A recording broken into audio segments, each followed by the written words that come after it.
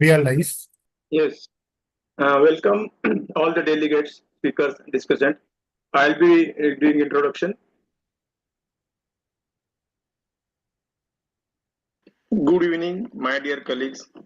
I, Dr. Anil Shah, President for Maharashtra chapter, welcome all of you to this wonderful series webinar that is A to Z of manual small incision cataract surgery.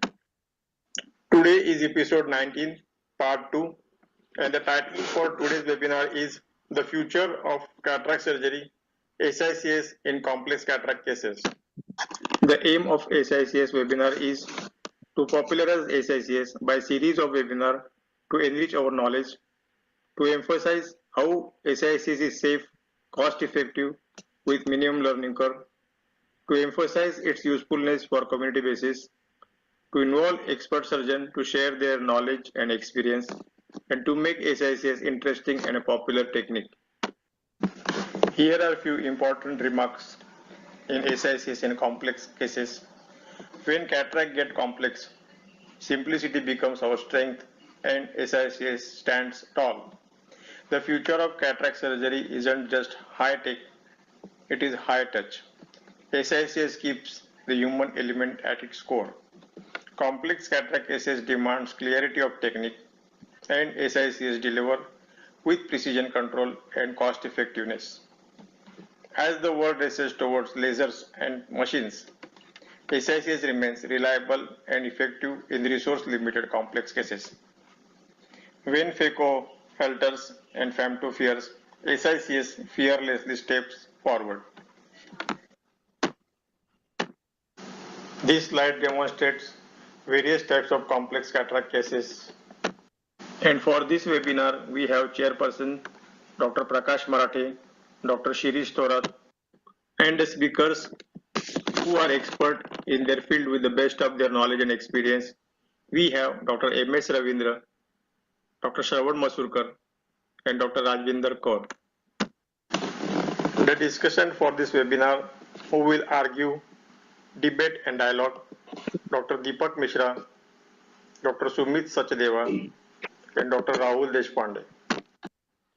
And the moderators who will preside over a webinar making the discussion enjoyable and effective, we have Dr. Neeta Dodwal and Dr. Kimaya Chauhan.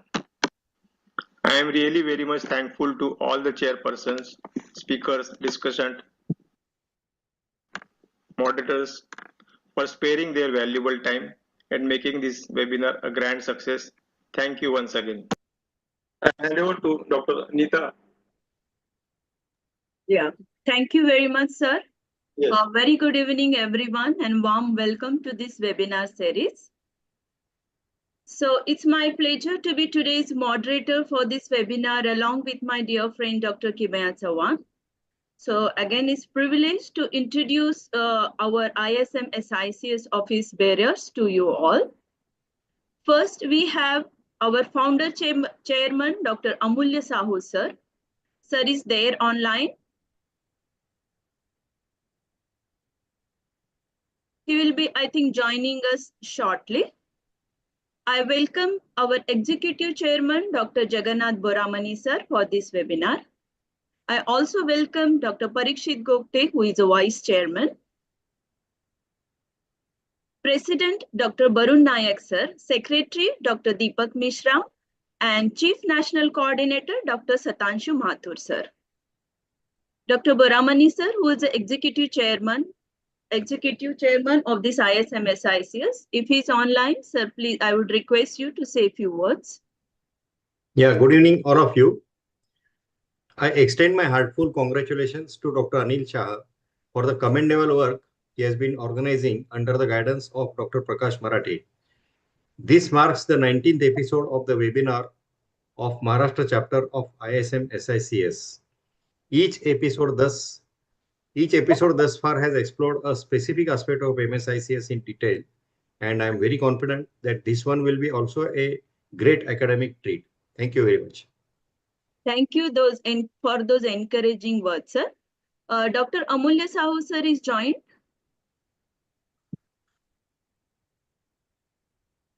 Okay, we'll take his speech a little later. I hand over to my co-moderator, Dr. Kimaya Chevan, for the further proceedings. Good evening all. So let us see who all are there with us at chairperson. We have Dr. Prakash Marathe, Dr. Anil Shah, and Dr. Shirish Thorat. So Dr. Prakash Marathe, everyone knows him. He's a chairman, Maharashtra chapter of ISM SICS.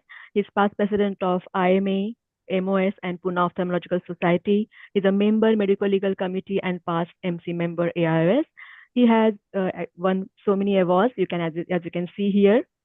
So welcome to you, Dr. Prakash Marathe. If you want to say something. Yeah, thank you so much. Good evening, everyone. It is the wonderful ISM-SICS series, which is being performed by our president, Dr. Anil Shah, and the managing committee of Maharashtra chapter. ISM-SICS has been doing wonderful job across the world under the leadership of Dr. Sahu, Dr. Boramani, and all the office bearers. And I must say that Maharashtra chapter is the most vibrant chapter in the country nowadays because of this webinar series. As Dr. Anil Shah sir has started this A to Z, and I always call not only A to Z, but even alpha, beta, gamma of SICS is being covered in this particular series. Most of them are SICS surgeons and most of them are phaco surgeons. But when phaco surgeons do not know about the complex cases, complicated cases, if they have not learned about SICS. If they know about this particular technique, probably when there are complications, there are complex cases when they are doing phaco. And if they know about this SICS, probably they are in a position to tackle those cases in a proper way. I think this series is definitely helpful to all those, even youngsters and seniors and phaco surgeons and SICS across the country and across the world. I welcome all the office bearer, chairpersons, speakers, and discussants for this webinar. I wish all the success for this. And the most important part is the participants and the delegates for this webinar. I welcome all of them. Thank you so much. Thank you, sir. Going ahead, now we have Dr. Anil Shah. Everyone know that he is a pioneer of Snare technique for MSICS, and he has other inventions also. He has written many books and articles which has published as Manual Phaco, Master of Guide of MSICS. Then he has many surgical demonstration and paper presentation in almost all the national conferences. He has international presentations in Egypt, Abu Dhabi, as well as in Miami. And he has actually participating in webinars all over the state. So, Dr. Anisha, you want to have something to say, or we can go ahead? You can go ahead, no problem. Okay. Then we have Dr. Shirish Thorat with us. He's a practicing ophthalmologist, more than 27 years now from Akola. Then he's a president of MOS and VOS. He's basically has received many awards like International Hero of All India Ophthalmological Society, AIS Coimbatore. Of course, he has won Best Film category of cataract surgery, member of Scientific Committee, MOSCON, and he's invited faculty for almost all the regional and national conferences. Then we go to speakers now. We have Dr. M.S. Ravindra, Dr. Shravan Masrukar, and Rajvinder Kaur. So Dr. Ravindra, who doesn't know him? He is a pioneer of MSICS surgery. He is director of Kartik Netralaya, Bangalore, India. He's a managing trustee, Netra Jyoti Foundation, a charitable trust, Bangalore, India.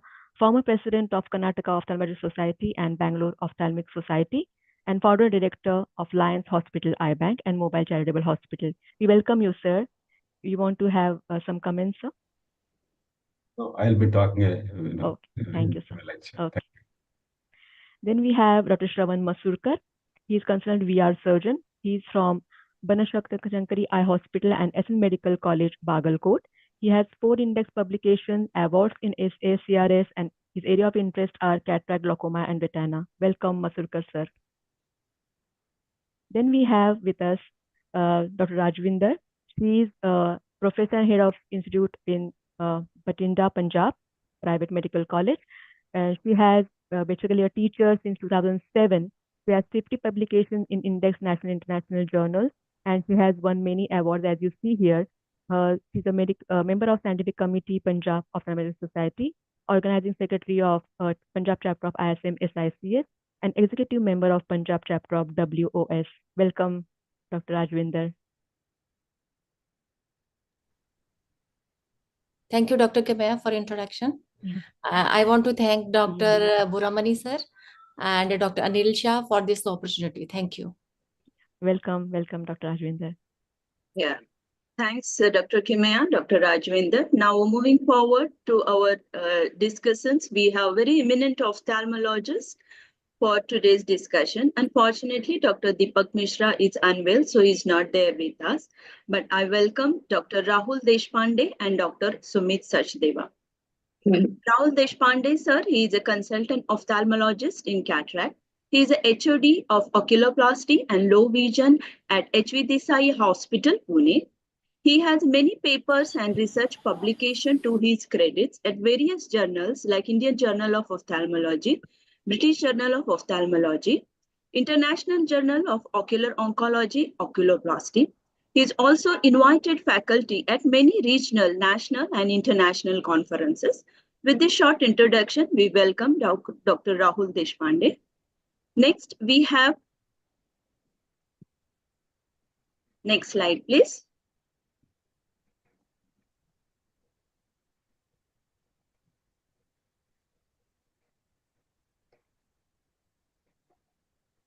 Dr. Kimea. Next discussion with us, we have Dr. Sumit Sachdeva. He is a professor in ophthalmology at RIO, Rohtak. He has an experience of 22 years of teaching undergraduate and postgraduate. He is running his glaucoma services at RIO since 2006. He has published many articles and papers in national and international journals. He's contributed to many chapters in international books and also conducted glaucoma workshop and international conferences in Malaysia in 2016. He has a special interest in SICS, phacoemulsification, glaucoma, childhood blindness, and low vision aids. We welcome Dr. Sumit Sachdeva, and we look forward to a great discussion once the topics are covered. And as we see, we have a very interesting topics for today's discussions. So first, we will start with today's scientific session. So I would like to invite and welcome our first speaker, none other than Dr. M.S. Ravindra sir, to speak on machineless low fluidic mechanism in complex SICS cataract surgery.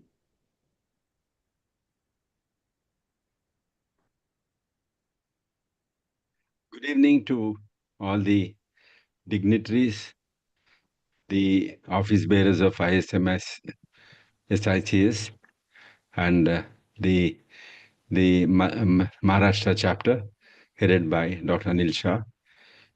My good friends are there, Dr. Boramani and Dr. Sahu, and all others. Good evening. I'm going to talk on how to do a surgery without using the machine. We're all familiar with that. The machineless approach is nothing but SICS with little modifications here and there. We often see this condition. Is it visible to you, all of you? I'm audible? Yes, Yes, yes, sir. yes. Yes, Right. sir. So we often see this condition for various reasons. The elderly age group, the zonules will be weaker, visibly or invisibly. And after a couple of years, we have seen many cases where the IOL, sometimes IOL alone, sometimes IOL with a bag gets dislocated. Sometimes it's visible in the anterior chamber. Sometimes it is in the pupillary area, sometimes in the sulcus area. There are a lot of them. Almost every week we get one case of referred case like this. How do I go about? I try to avoid pars vitrectomy in these patients, though we have the constellation and all that. Initially, I opened up, and as you saw, I held the lens. And before holding the lens, I did a vitrectomy. Now the lens is extracted from the eye, and now you use a machine for vitrectomy, not for the cataract. You have to do a good vitrectomy so that there's no incarceration between the tunnel and the vitreous, as well as the inter parts of the eye. Like there should not be any attachment of vitreous fibrils between ciliary body and the iris, or ciliary body and the lens. So for that, you will have to do a good vitrectomy. Then it's a very simple, easy procedure done under topical anesthesia. It doesn't take much time. And the patient is asked to look at the light all the time. And enclavation of the iris claw lens is my favorite technique after trying all of this. Little challenging as far as the techniques are concerned. We have discussed about this so many times. And after implanting the lens behind the iris, you have to continue doing the vitrectomy and remove all the viscoelastic, because viscoelastic will cause postoperative rise in the pressure. So this is another case of the cataract in a child. So it's done under general anesthesia, so patient doesn't move. I've done a 2.8 millimeter entry, a little bit of sclera and conjunctiva, and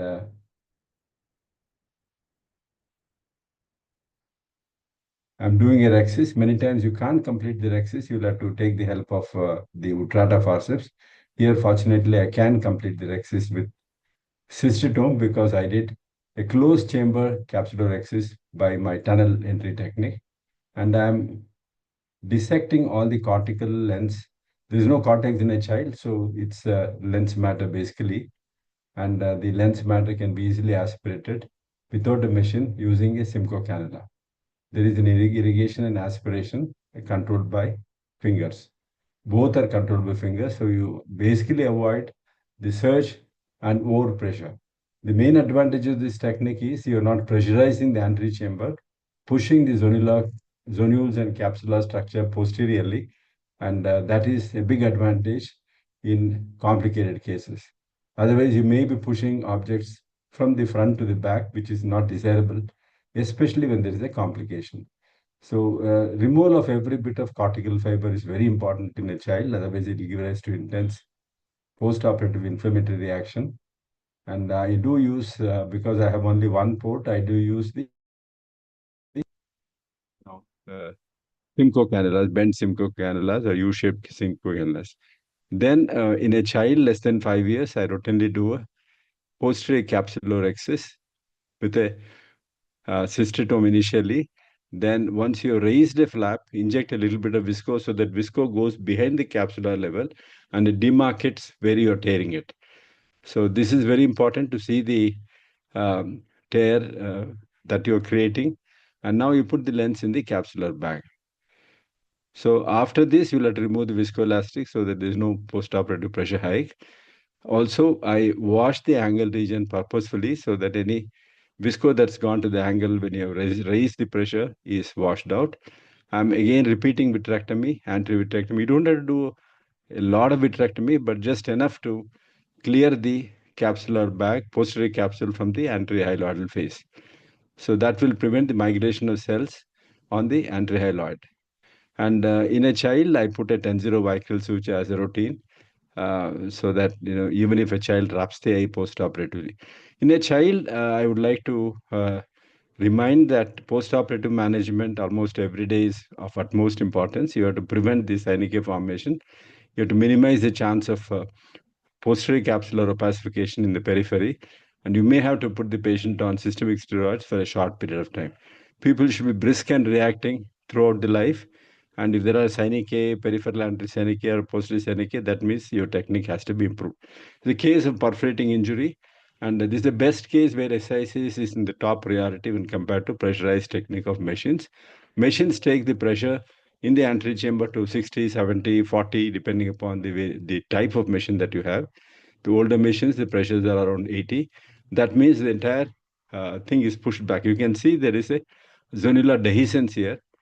At the place of zonular dehiscence, it doesn't tear. The capsule doesn't tear because there's no counter traction.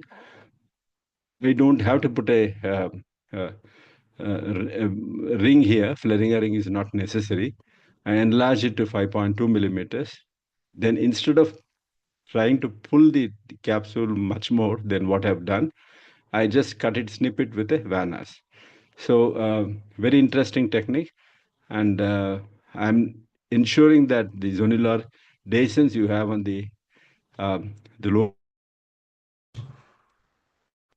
capsule is not pushed back.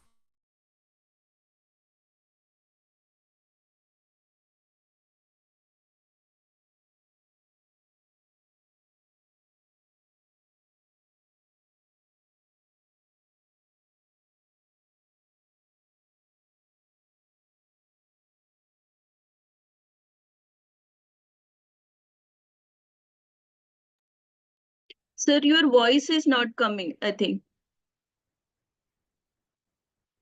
MS Ravindra, sir.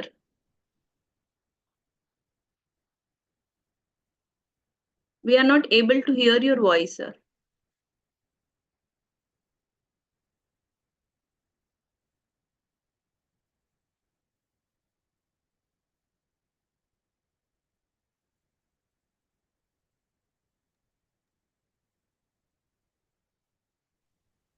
Technical team, can you help with that? Because he's not. I think, sir, you can you just start the video also once? Click on the screen and start the video.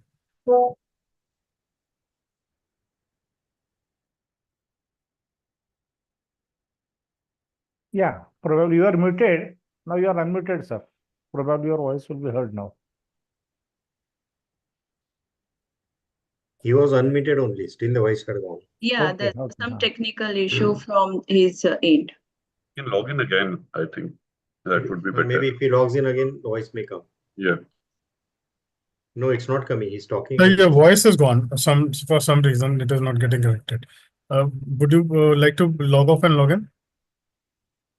Or if there is an external device, you want to check that?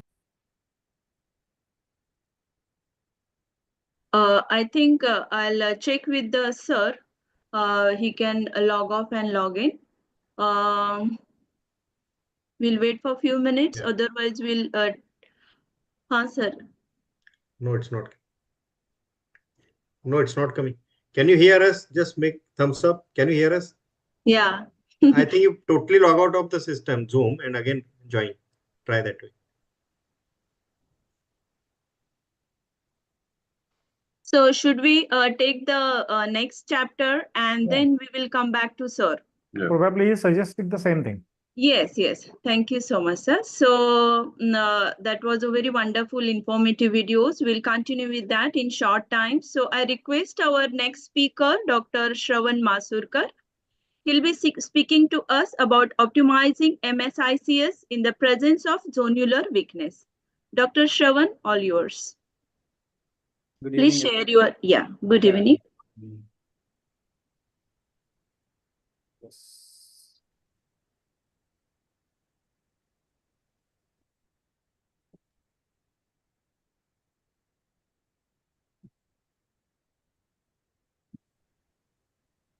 Can I start? Yeah, you can go to slideshow, start. Good to go. Before I start, I want to thank Buramani sir for putting me on the platform, and thank you Maharashtra chapter and Anil Shah sir for including me in this session today.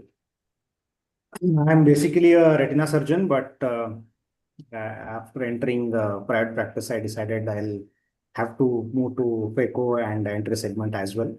So I've been practicing entry segment since 5 to 6 years now. So starting with my topic of zonulopathy.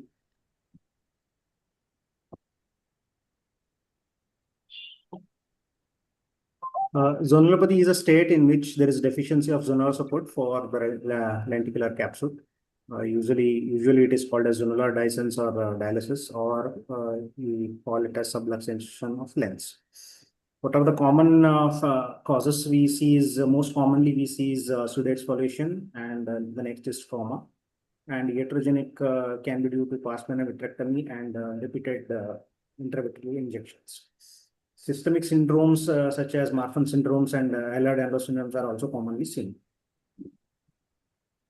What are the warning signs when you have to look for this weakness is when you see a phacodonosis on a slit lamp, or if you dilate and see there will be a flattening in the lens periphery, and if you see a obvious defect, you have to usually look for how many clock hours it is involved. And as already mentioned, pseudoexfoliation has to be kept in. One of the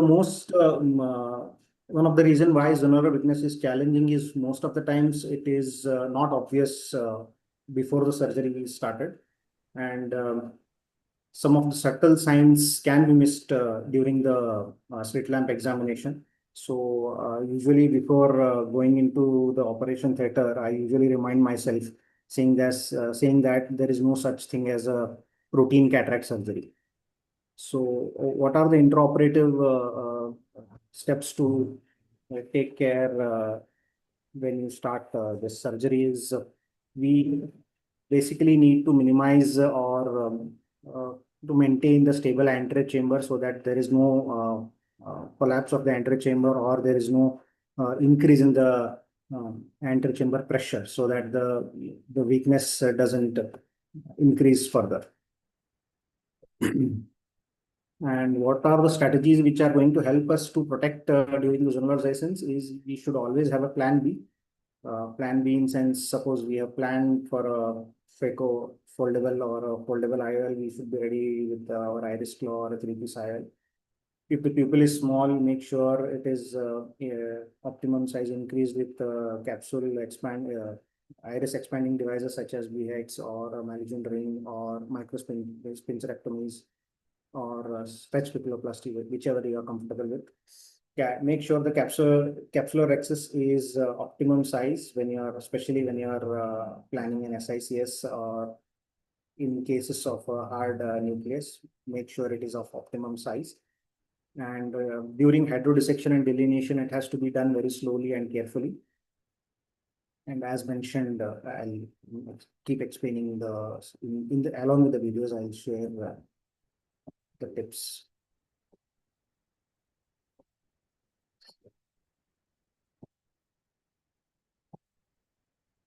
Capsular staining is the first step, very important, which helps us to toughen the capsule and make it more rigid, which help us to do the capsular rhexis very well. And we should be aware that the staining can escape into the vitreous cavity.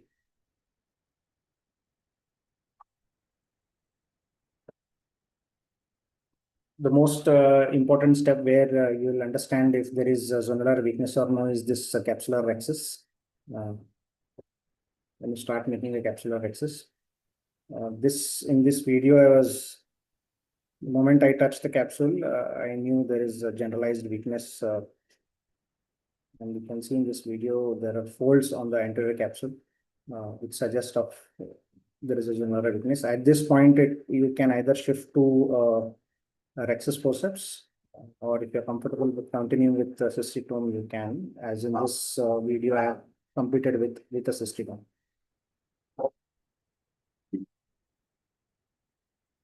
Be careful enough not to extend, especially at this point.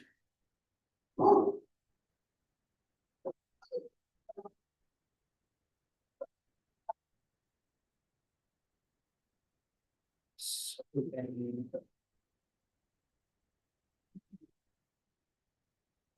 it is the same. Yeah. What next is we should be ready with our capsular tension rings and segments. If the bag has not shifted beyond the midline or the zonular distance is not very huge, you can get away with capsular tension rings. If it is huge, then we'll have to go with CTR plus segments. And during the process of the surgery, you can stabilize the bag with your capsular tension hooks. So at what point we have to implant CTR is probably after any time after capsular rhexis is constructed. And what are the contraindications? They are usually when there is a PCR tear or if your capsular rhexis is not continuous and intercapsular tear.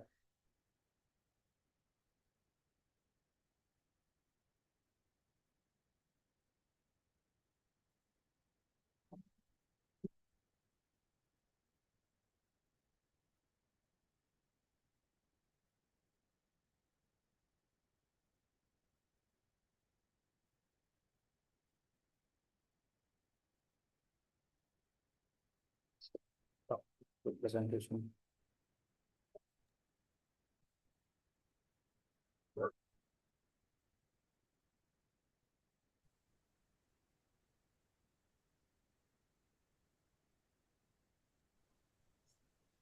Visible?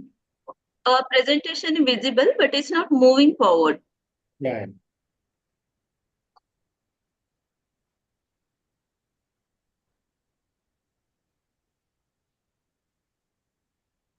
Maybe try going to the next slide. Yeah, I'm fine there. Just escape the. Yes. So this is one more video where CTR is implanted. This was a case of echo, and after completion the surgery, I decided there was a generalized weakness in this case. So I decided I'll go with a CTR in this case, and the rest of the case follow the same procedure. For CTR implantation, I usually use two instrument technique where I hold the proximal end with one dialer, and with one more dialer I push the CTR into the bag, making sure it is in the bag, not in the angles or in the sides. I hope I have been able to demonstrate here the same technique where, yeah, I made sure that it is under the access margin, and I released the CTR into the bag. Dr. Sean, could you be a little louder because they are not able to hear you? Maybe a little louder. Okay. Is it good now? Yeah, better.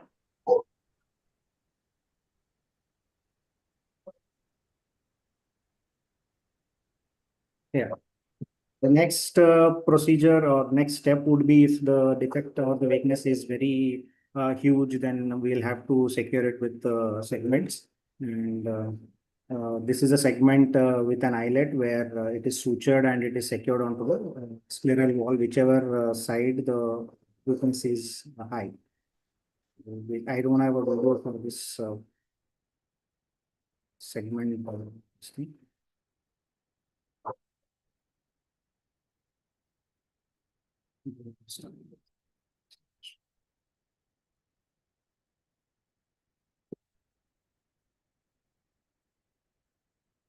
Next is your nucleus management. Can I just play without going into this thing? I don't know if once it is in slideshow, it is getting stuck. Yeah, you can play that. No. Is it clear now? Okay, we can see. Yeah. So nucleus management is very important because we have to make sure that bag is inflated when you are taking out the nucleus, either by sandwich technique or visco expression. And ideally, we have to use two instruments to dilute the nucleus and make sure the chamber doesn't collapse once the nucleus is expressed out. Moving on to the next step is cortical aspiration has to be very careful. It should not be radial. You have to feel it tangentially. As you can see in this was done with binomial eye. After the CTR implantation, I decided I will do an eye.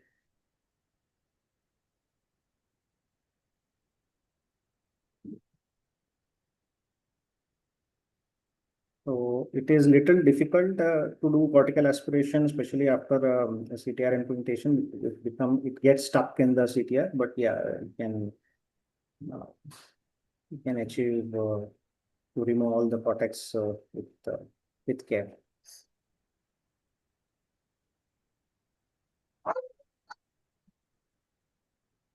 Moving on to the next important step is IL insertion. It has to be inserted very carefully, slowly. Either there are two with CTR, either you can implant it in the bag, or if you are not going to implant a CTR, you can implant it in the sulcus, and an optic capture can be done. And suppose after all your efforts, you are not able to save the bag, the next resort and next step is to do a anterior vitrectomy, remove whole of the bag, and do an iris claw lens implantation, as I follow probably Ravindra sir's technique, what he had done. I align it at 180 degree and I secure it to the iris.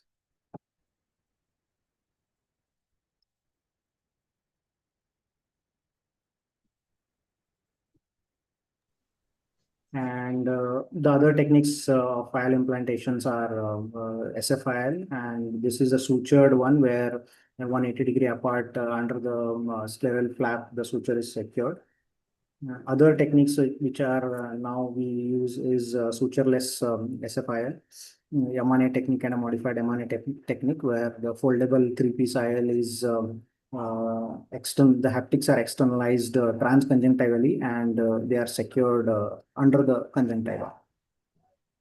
The recent one is this is CMT Flex. This is designed by Appaswamy, and this T-shaped haptic is secured outside onto the scleral wall outside under the scleral flap, and either it is secured with suture or just a glue. This is designed in such a way that the port doesn't leak and it secures the scleral port pretty well. I need to try this one yet. Yeah, thank you. Yeah.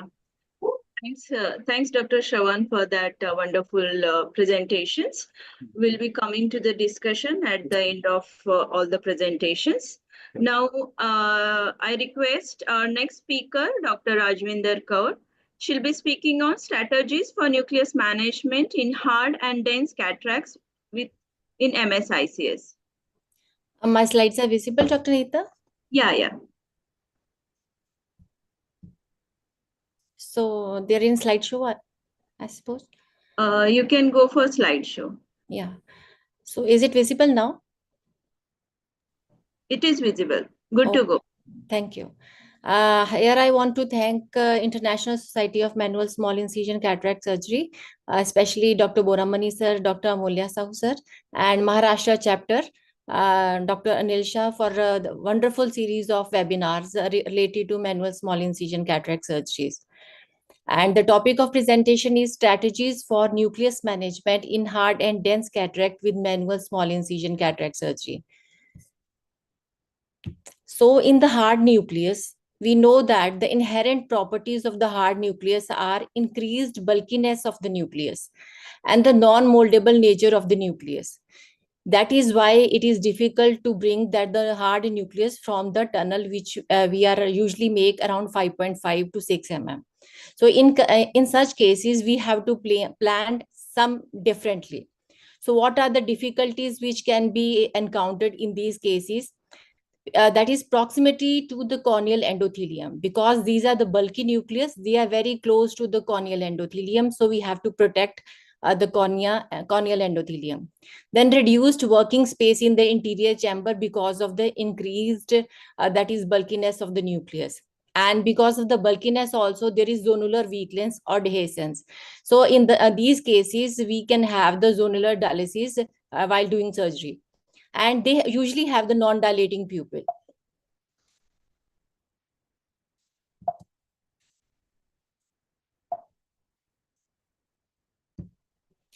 So overcoming the challenges to improve the surgical outcomes.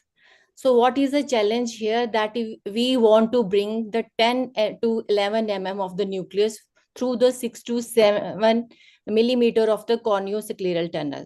So this is a real challenge in these hard nucleus. So Pearl 1 is the pre-operative assessment and planning is very important.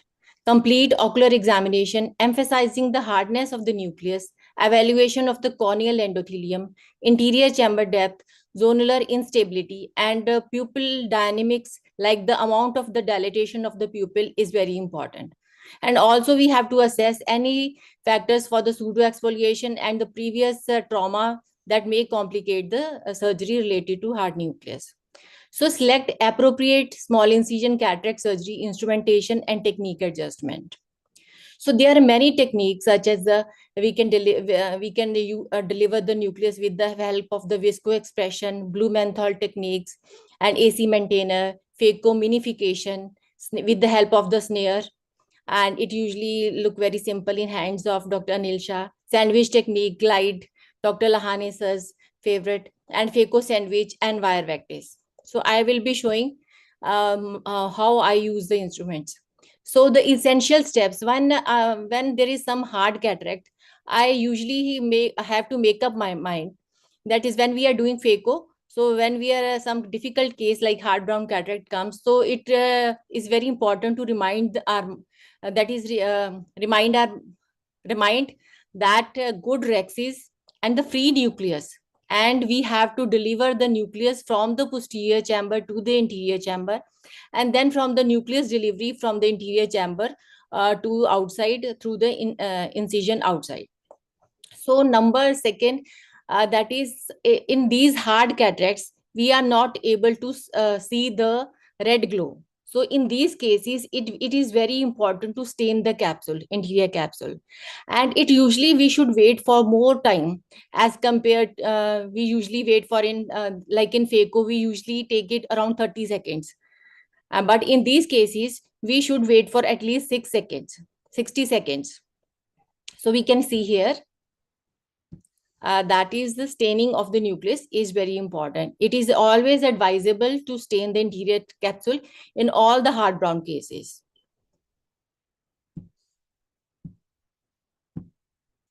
So the second step is the bigger tunnel and the bigger rexis. It should be aimed in cataract when you are dealing with the hard brown cataract.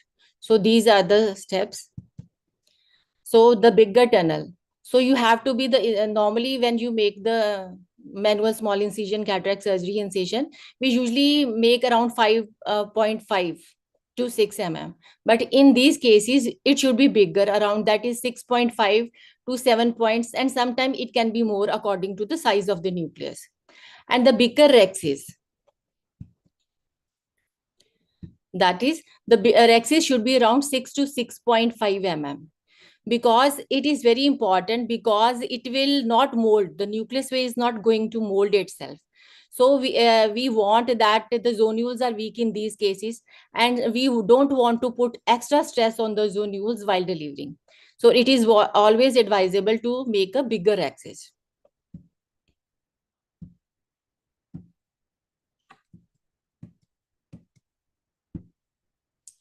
So that is the goal, is the atraumatic extraction of the nucleus. So the nucleus from the posterior chamber to the anterior chamber, and from anterior chamber to the sclerocorneal tunnel to the outside. So the gentle hydrodissection through the rexis is very important.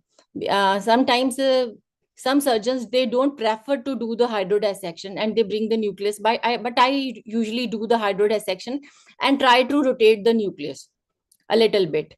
And I also, before delivering the nucleus, I just want to make sure that my tunnel is open inside out thoroughly from the that is from the external incision to the internal incision. I usually check the angles of the anterior chamber.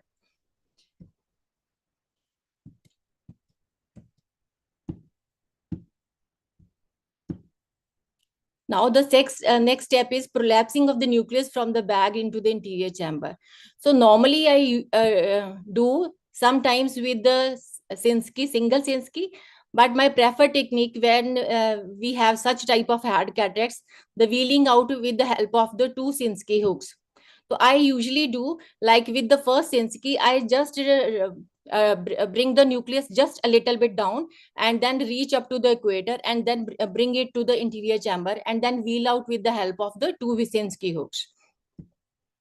That is a handover technique between the 2 SINSKI hook is used to deliver the nucleus.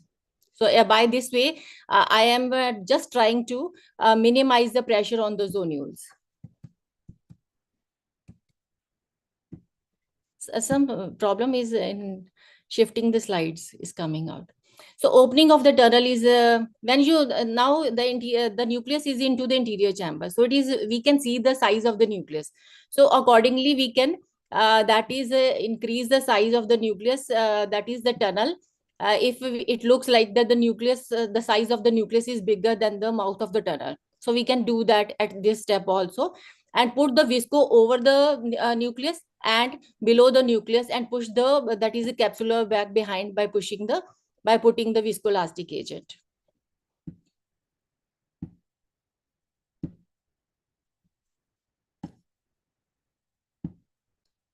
So now the extraction of the nucleus from the anterior chamber through the sclerocorneal tunnel. I usually prefer the viscoelastic visco prolapse. So I put the visco and gently you take out the nucleus.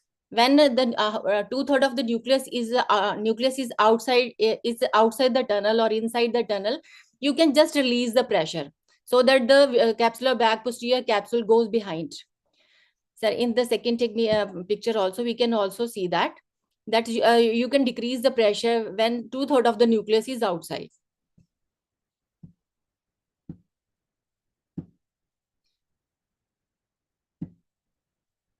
So it is very important when you are doing with the wire vectis. The lower border of the wire vectis should be visible to you all the time. Sometimes when residents are doing, they are not sure of these steps, and they take the iris with the lower margin of the wire vectis. So we have to be very careful while doing this step. So the most of common complication of iridodialysis occurs here in this step only.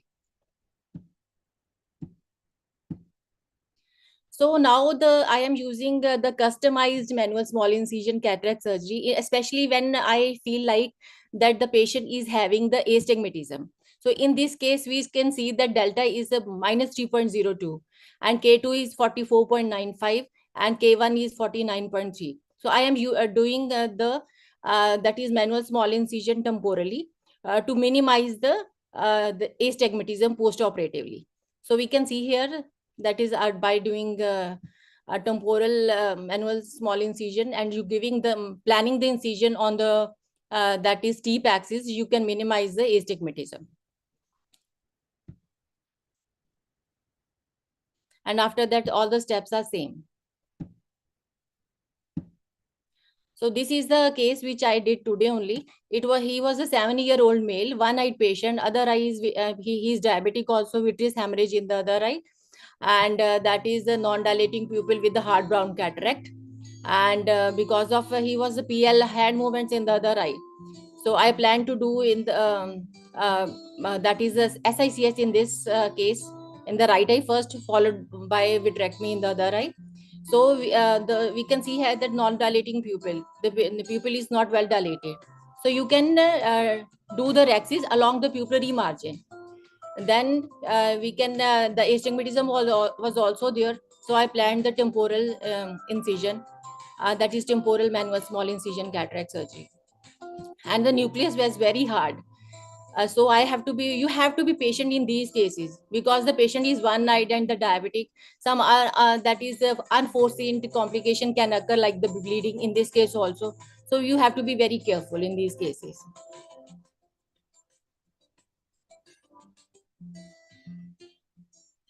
So with the help of 2 Sinski, you can wheel out the nucleus from the from the capsular bag to the anterior chamber.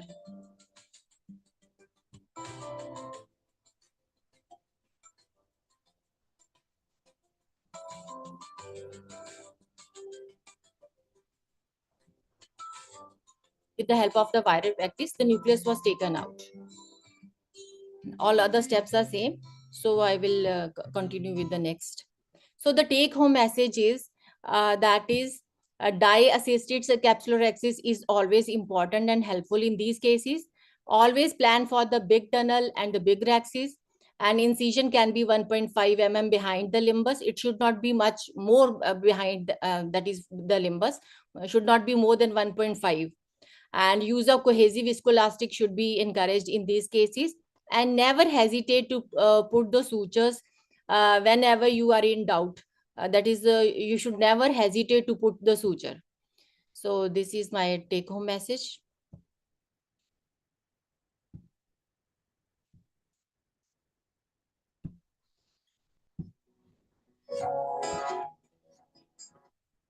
So these are the post-operative pictures. Thank you so much. Thank you for giving the opportunity. Thank you. Yeah, thanks, Dr. Rajwinder. That was very interesting and very informative. Definitely, there are a lot of points for the beginners to take home. If Dr. M.S. Ravindra sir is back, we would like to take his talk. Welcome back, sir. Sir, audible. Still we are not able to hear you. What now? Can you hear me? Yes, sir. Yes. A little louder, maybe. I think you can come near to the mic or something.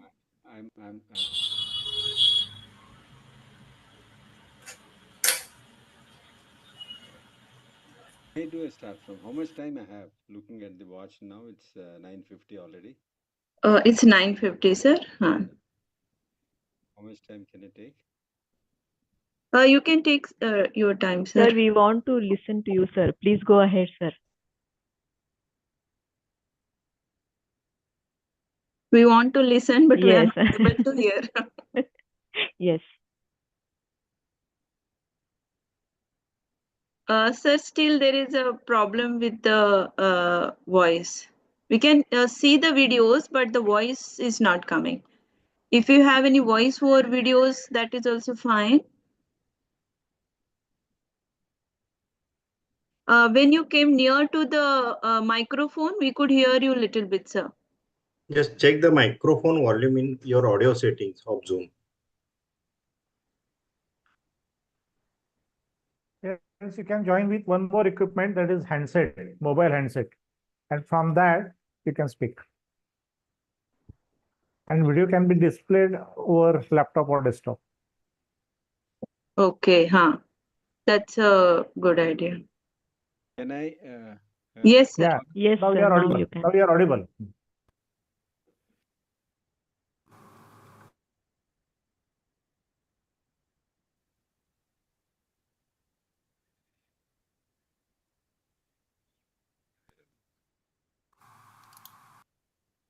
Not. Can you do one thing? Call my mobile number. I'll keep it on speakerphone. Or you can call him, sir.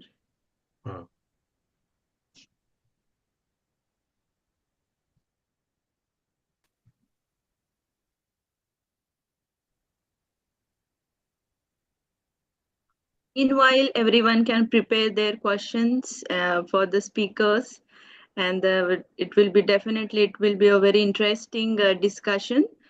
Very nice topics. You can speak here now.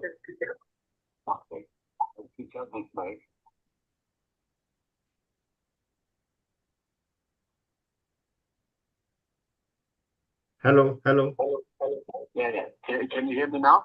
Yes, sir. Yes.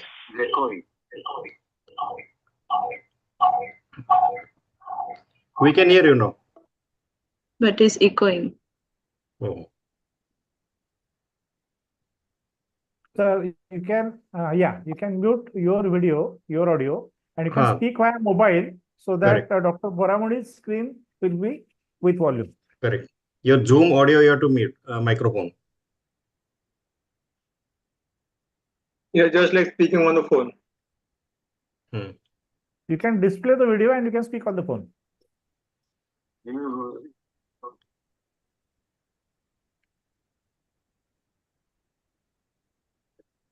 you hear me now? It's echoing. Boraman, you have to switch off your microphone. Okay.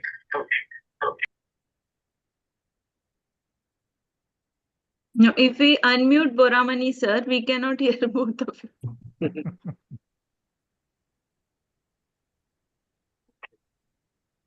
Technical team, can you help with this, please? Hello, may I suggest one thing? Ravindra sir. Hello, Ravindra sir. Yes, you can. Tell me, sir. You can join via mobile and your mobile audio can be heard by us.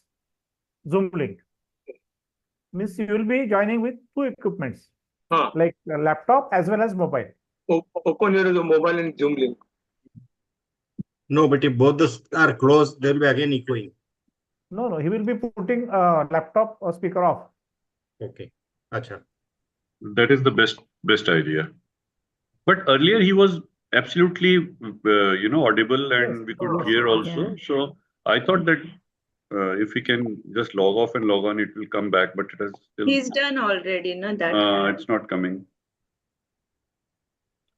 I think that is the best idea, as Dr. Marathe has said. He can join by. We go for the next speaker. We can have Dr. Anil Shah's talk then. Yeah. So, sir, are you ready with your talk, Dr. Anil Shah? I'm ready with the talk. Yeah, then you can start sharing so that till then, Dr. Ravindra sir will get some time. Till then, I will speak to Dr. Ravindra. My Yeah, option. yes. My slide is visible. Yes, sir. The future of cataract surgery, SICS in complex cataract cases by Snare technique.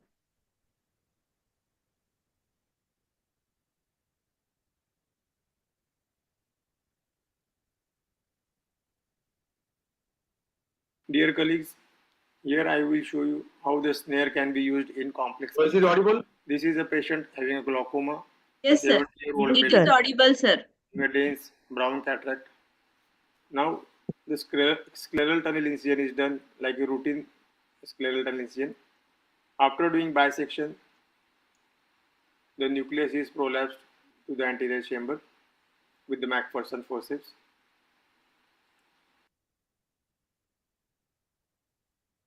Here I have done a normal scleral tunnel incision. Now this fragment of the nucleus is removed.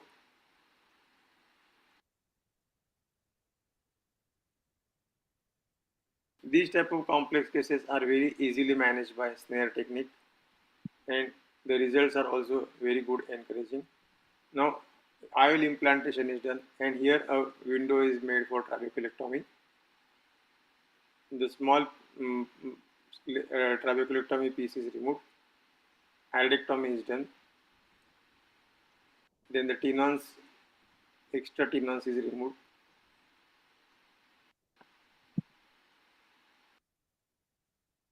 I use steel suture to close the conjunctival incision.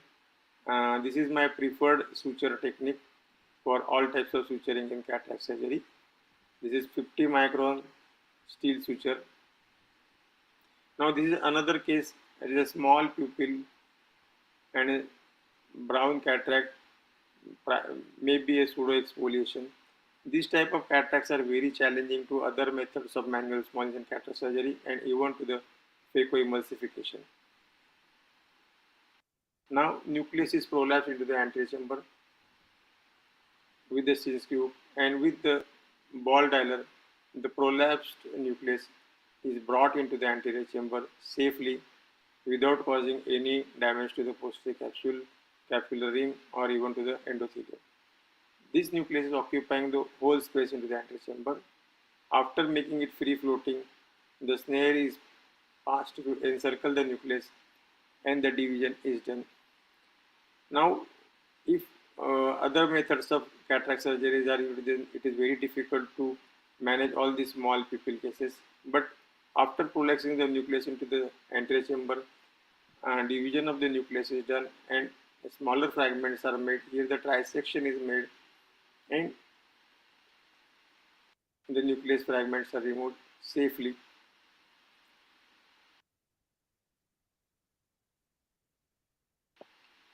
So this is a very safe, cost-effective technique for removing various types of cataract.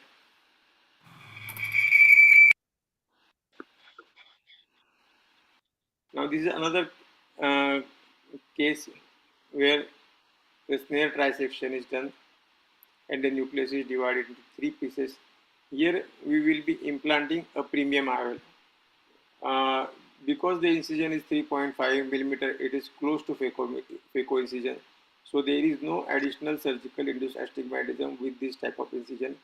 So even if you wish to implant a premium IOL like panoptics or trifocal, the surgical induced astigmatism is not there. So the patient gets all benefits of a small incision and close to phaco incision. So this technique can be safely used even in a high-end cases where you want to implant a premium IOL. This is a panoptics implanted in a patient. It is a Rainer lens, not panoptics, sir, by mistake.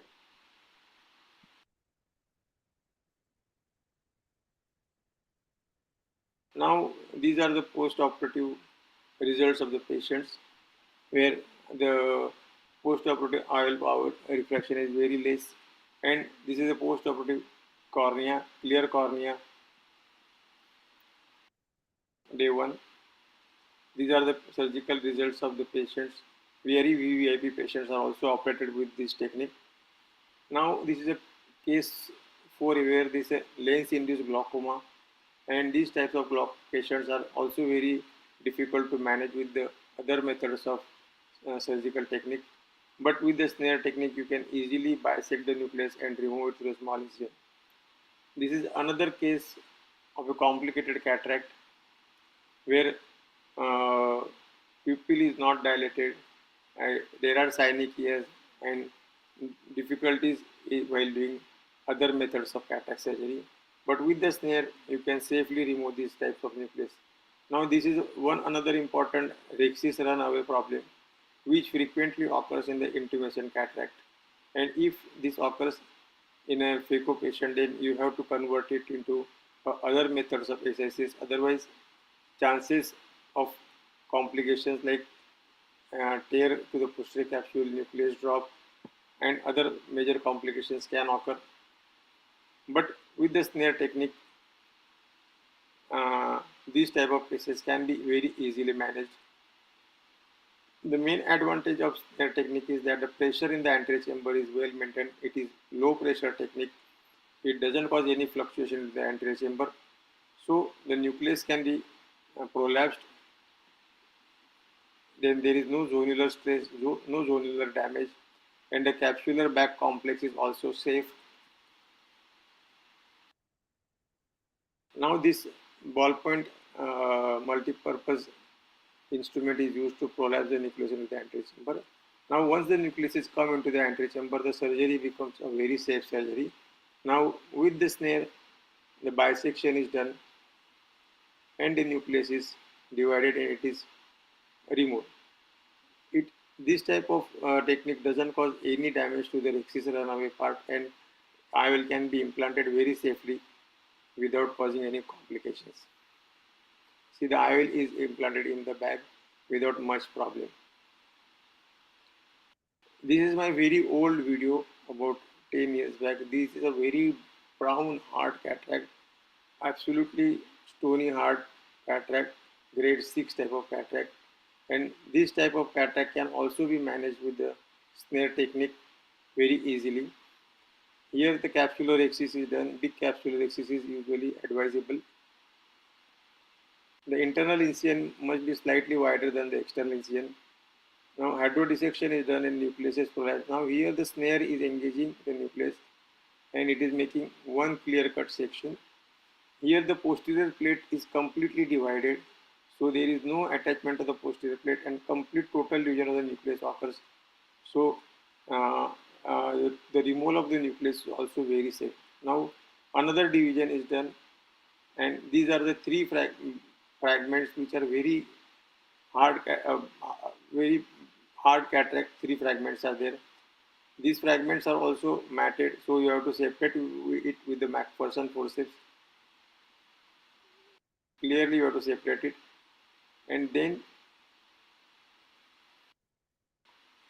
you have to prolapse this type of nucleus with the McPherson forceps. The McPherson forceps trick is that hold the nucleus along the entire length of the nucleus. Don't hold in the middle, otherwise it will break the fragment. Hold along the entire length of the nucleus, preferably in the lower half of the nucleus, so that nucleus comes out of the anterior chamber very easily. And this is a third fragment which is removed. And these type of complicated cataracts are very easily managed by snare technique. Thank you very much. Thank you very much. Thank you, sir. I hope you like all this technique. Yes, sir. Very, very interesting cases. Wonderful. Now we'd like to hear from Dr. Yeah. M.S. Ravindra, sir.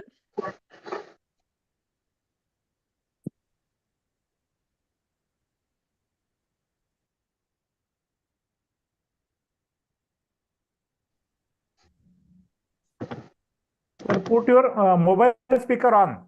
Put your mobile speaker on. Mobile Zoom speaker on. Ravindra, sir. Yeah, correct.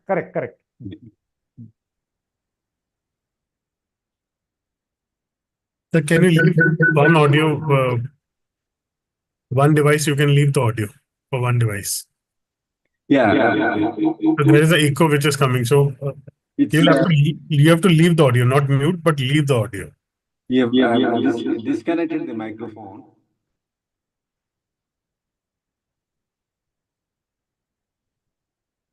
How about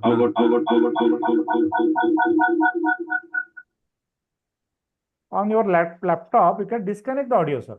I've disconnected, but it is coming from the inbuilt audio.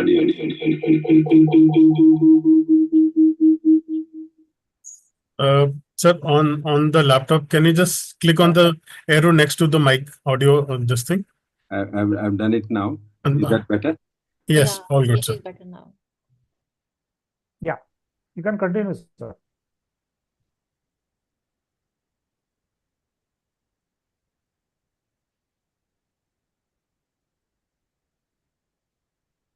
You can share the screen now. Yeah. Yeah, on the desktop. Yeah, that's fine.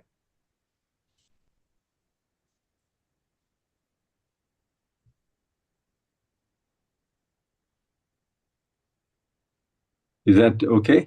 Yes, sir. Yes, sir. Perfect. I'll go fast. No problem, sir. You can take your own time, sir. I don't know where I stopped, but this is a case of trauma, No, sir. more trauma. It is not totally shared. Shared. Video is not seen. Video is not seen, sir. Your screen is seen, but video is not seen. Screen is also partly seen. Now it's not visible? Not No, visible. sir. No, sir.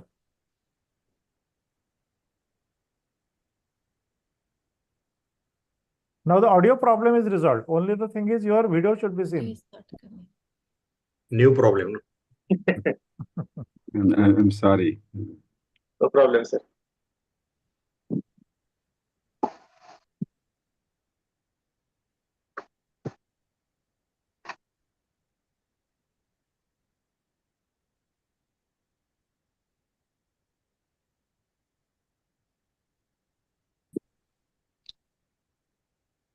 He can go with the didactic one instead without sharing the video.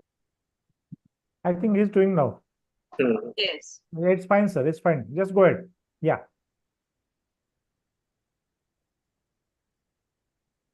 Is that Correct. visible? Correct. Yes, sir. Yes, Very sir. good. Very good. Yes, sir. Good. I learned something new. Thank you very much to all of you, especially Dr. Prakash. Yes, there is a dialysis here because of the past injury. There is a corneal scar.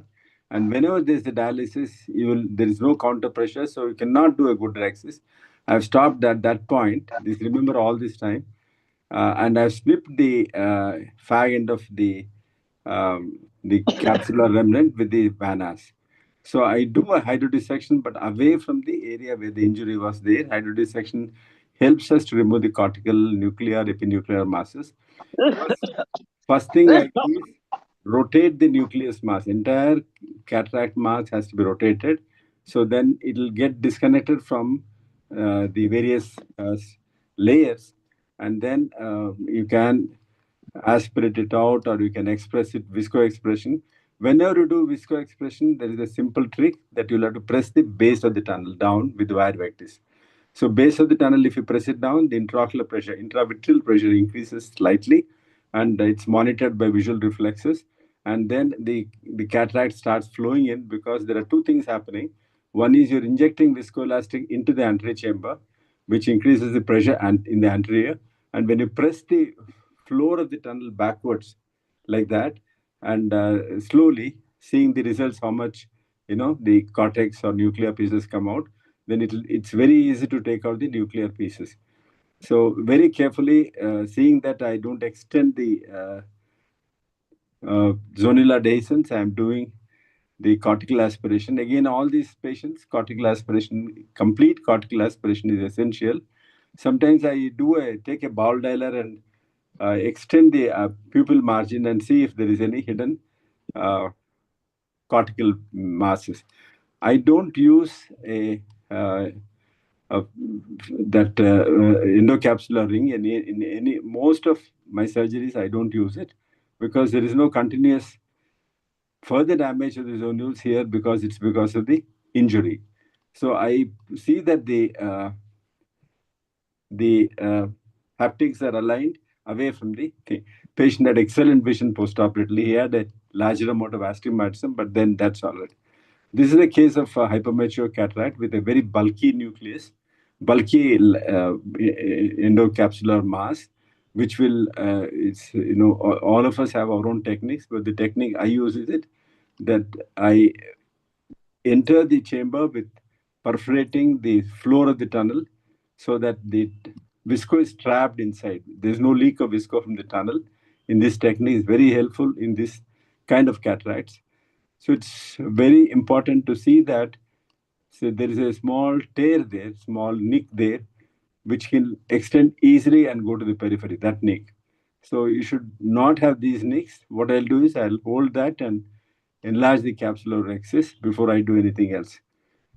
Here I try to debulk the cataract by aspirating the loose cortex under the capsule. You're all familiar with that.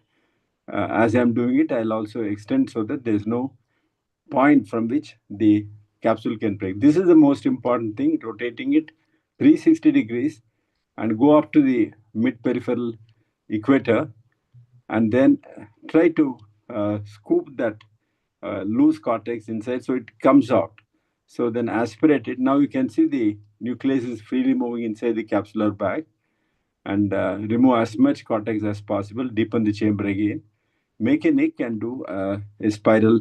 I'll just go fast. You're familiar.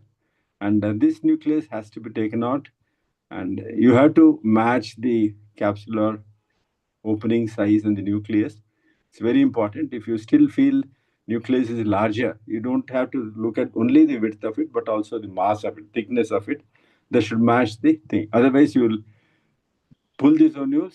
How do you know you're pulling zonules? Patient, if you're doing it on a topical, will complain of pain. Whenever zonules are pulled, either directly or through the capsular bag, there is a pain. So watch it in case you're doing it under this thing. And I broke this hard nucleus with the cystotome itself. Cystotome is available on our tables. Cystotome is not bent at 90 degrees, but bent at 45 degrees. So again, complete cortical aspiration is essential in such patients. Otherwise, they are cause postoperative inflammation.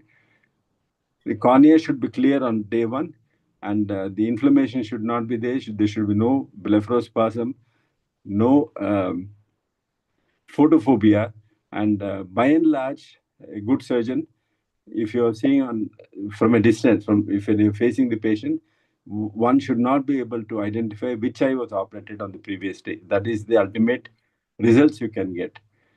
This video I've shared before. This is a case of zonular dehiscence, 360 degrees zonular dehiscence. Zonulopathy, it can be either part of a systemic disease or it can be injury. You can see how much the cataract is moving. This cataract, entire cataract is moving because zonular. Usually doing a rhexis is a little challenging. There are many methods to do this. In this case, I could complete it in one go. Enlarge, do hydrodissection, prolapse it, see that you don't further damage the zonules in your maneuvers. And then it's a very hard nucleus. Again, I'll have to take the help of a cystotome to bisect it and see that the endothelium is kept away. It's very close to endothelium. There's a potential of damaging endothelium in this technique. But then if you continuously inject viscoelastic, endothelium can remain pristine when you see on day one. So again, I have removed this, but if I can put a endocapsular ring and I can put a PC lens, but then after a couple of years, the entire endocapsular ring, capsule, and the lens will fall off behind. And again, the patient has to come for surgery.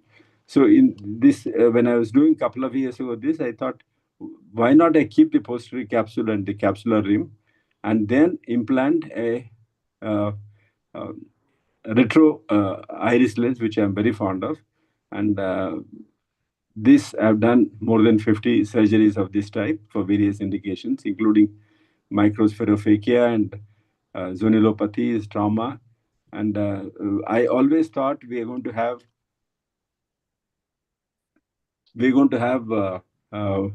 a posterior capsular opacification because there is no lens inside the capsular bag. But to my surprise, posterior capsule has remained clear. over a couple of years now. I have not done one YAG in those 50 patients so far. The reason is the capsular rim, anterior capsular rim, is attached to the posterior capsule very early in the postoperative period. Within a couple of days' time, it fuses with that. When it fuses, the peripheral equator is the cells that are produced there will not be able to come to central zone. So central pupil area of the posterior capsule remains clean in these patients. So this is an accidental discovery that I did a couple of years ago. I'm very happy with the results of this technique, which is very innovative. And that's my talk. And if any questions, I'll be able to answer. Thank you so much for helping me out with my videos. Yeah, thank you very much, sir. At last we could hear you and we could learn from your very important discussion. So I hand over to Dr. Kimaya Chavan for the further discussion on all the topics. And I invite the discussants as well. Mr. Sachdeva, sir, you want to have any comments or start some discussion from your side? Yeah, thank you so much. And it has been so informative a session. We have seen wonderful videos from the wonderful speakers. And I must congratulate all the speakers for, showing their techniques and demonstrating the skills of SICS. So as I always say, when the going gets tough, the tough go towards tunnel. So we all should, we have our own techniques of working out the difficult situations, and all of the the speakers have shown their wonderful skills. So just a few points that I was just looking at Dr. First of all, we checked Dr. Randhawa's videos. So I was just asking, ma'am, that you make a straight incision every time, or do you go for according to the astigmatism? Do you go for a chevron or a inverted smile incision? Actually, sometimes I make that is most of the times I usually make the straight incision, and when there is astigmatism and that is that K2 is higher on the 180 degree or 170 degree, I prefer the temporal small incision cataract surgery. That is, I learned this technique from Dr. Boramani sir, how to do manual small incision cataract surgery when the astigmatism is higher towards the on higher side. So I am working on that area. So generally, we have seen that if you make a chevron or a smile, the astigmatism is slightly less, and that is your own technique that you have, you have shown every step very beautifully. And the one that you said that for the residents, that the wire vectors has to be inserted, it has to be seen because it can capture the iris at any time. That is in a hard cataract, especially. That is a very good tip that the residents can learn from. And I feel that you have shown your videos very nicely, step by step. We have learned from you. And the other thing is that I was thinking that the viscoelastic that you use, do you use a dispersive or a cohesive viscoelastic in your cases? So usually we use dispersive, but sometimes when we are doing hard brown cataracts, while delivering the nucleus, I use both of them. So usually we are doing in like tertiary center and do the surgeries for free.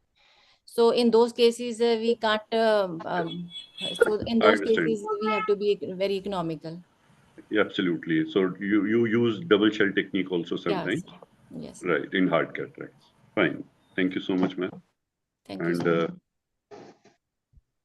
then Dr. Ravindra's videos, of course, they were like very, very nicely shown. Everything, sir, and we learned from them. So, sir, at any time, do you use a Whitfield cautery or something, like we all do a conjunctival flap and I've seen you doing it directly. So has it given you a cause of concern at any time because the incision is exposed? Fine. Now you can hear? Yes. Yes, sir. Fine. It's a very good question. I do use cautery rarely. So, like for example, if I have to do 10 surgeries in a row, one case will probably need the cautery. I do not stop blood thinners beforehand, but when I choose the area, go little stagger a little bit here and there so that you select an the relatively avascular area. Conjunctival bleeding is no problem. It will clot it flows immediately, but avoid episcleral vessels and scleral vessels, especially the perforating vessels, arteries, arterioles, which go inside to the ciliary body from the muscles. You can just move it a little bit here and there. So I go exactly 0.5 millimeter behind the blue limbus. I take the entire width of the sclera, conjunctiva sclera. If that is my blade, you can see my hand. Initially, it goes down, just the tip goes down, vertically down, and not to reach the ciliary body, but just enough to enter the sclera. Okay, if I don't do that, I learned it by doing, a lot of trial and error. If you go directly like what you do in a phaco incision, the outer incision will go migrate anteriorly. It will not be straight. It will be curved anteriorly. So that will produce a lot more astigmatism. But if you go a little bit of it, sclera is there around 800, 700 microns, or maybe a millimeter there in some people. You go 1/3 thickness, and then immediately turn and go uphill. And then once you reach the desired length, go down again, vertically down. So you should be watching what tissues you're dissecting and cutting throughout. And next day, when you see postoperatively, when the edema is gone, you see this particular type of incision, how much depth you've gone. So ideally, you start with about 1/3 and go up to half thickness in the anterior end, then go down. So you will totally avoid all the blood vessels in the area. So the bleeding is not a problem at all. In case it's necessary, I just irrigate it with balanced salt solution continuously. You see the actual bleed. There's no blind cautery. Actual area which is oozing, just touch that with one momentary touch. That will stop. So, have you ever had a case where iris has prolapsed from that incision or not? See, it all depends upon how long is the incision. Iris prolapse management is a very big science. Everybody tries to push more and more visco when the iris is damaged, but that more and more visco in the eye will push the iris more and more. So we'll have to balance between infusion and aspiration so that iris is not pushed outside. What pushes iris out? The pressure in the antechamber. What will you do? We push more visco into it. So push the iris back. So then you have to balance between how much visco you're injecting and to minimize it. Once iris goes backwards away from the tunnel, it doesn't come out. It's a very tricky situation. You keep that concept. Do not push too much of visco into the eye, which is an error. Everybody does. Right.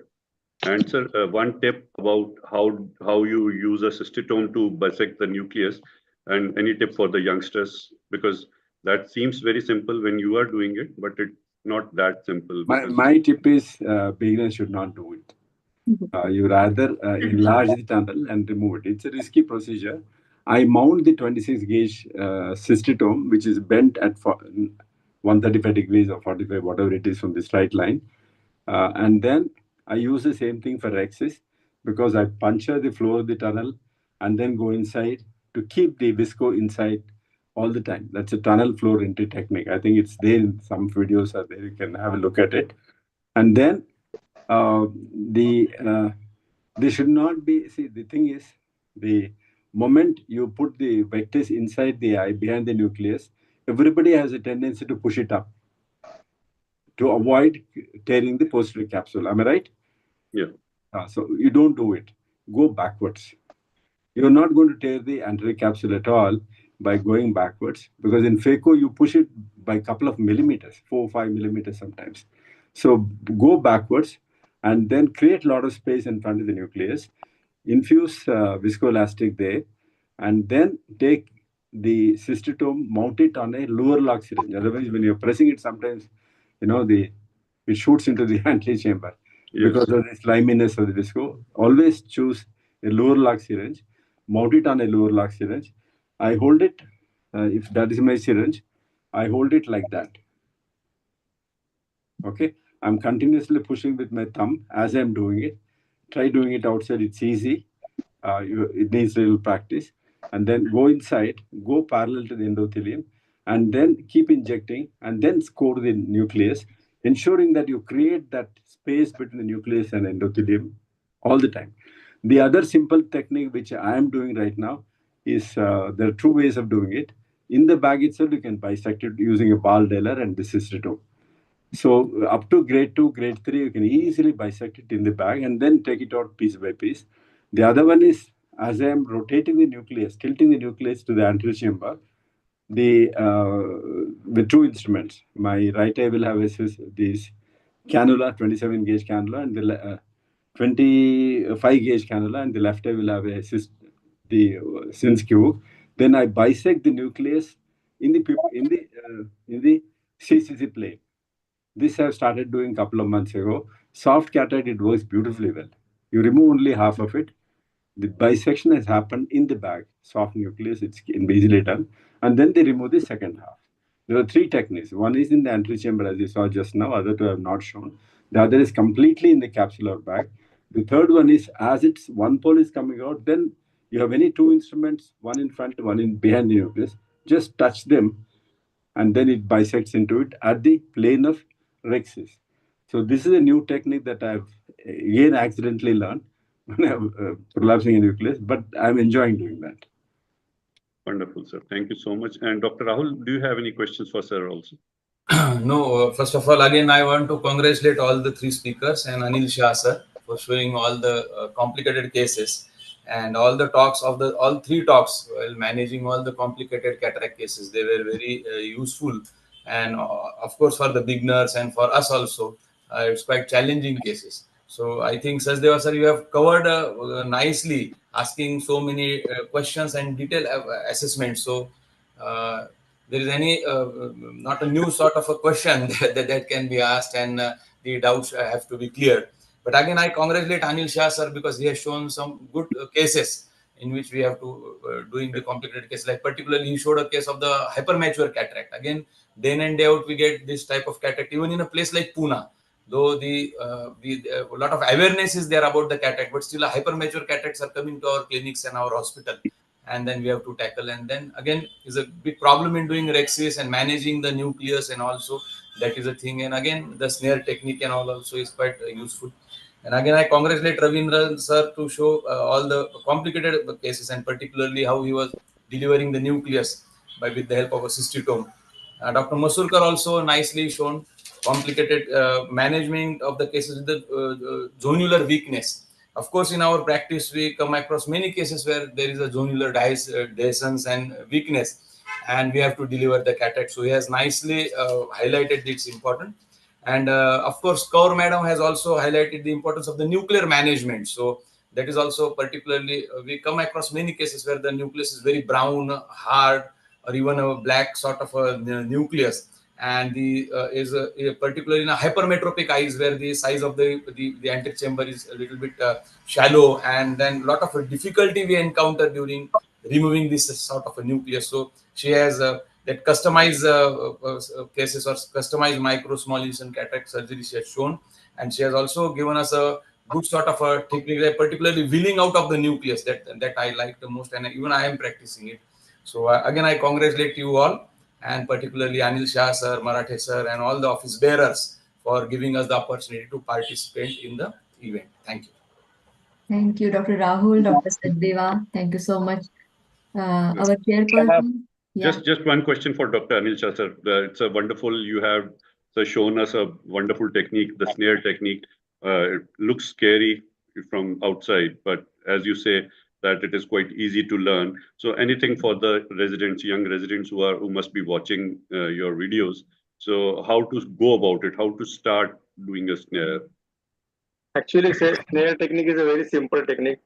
In all the SSS technique, we are putting so many instruments like vectis, Sinski hook, and so many other big instruments which we are putting. But in snare, we are putting a very thin wire into the anterior chamber.